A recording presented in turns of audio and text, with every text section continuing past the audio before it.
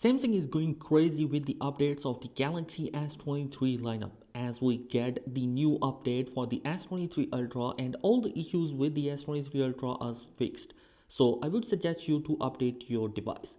So guys, Samsung roll out the marked security patch update which will fix the 51 vulnerabilities and most importantly any other issues that you are facing.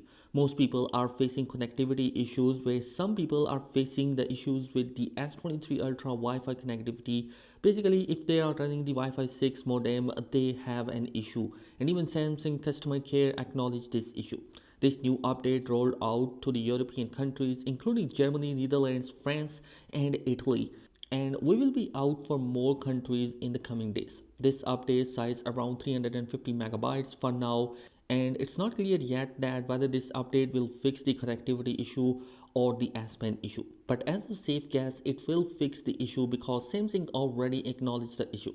Let me know your thoughts in the comment section below. Did your issues get fixed with this new update? If you guys just buy this S23 Ultra, you first update to the February security update as it was the first update of the S23 Ultra which fixed couple of the issue including the shutter lag you might face on the 200 megapixel camera settings. Although if you are still facing shutter lag, you can try other fixes which is the camera assistive app you can download from the Galaxy Store and you can change the settings to get things smoother.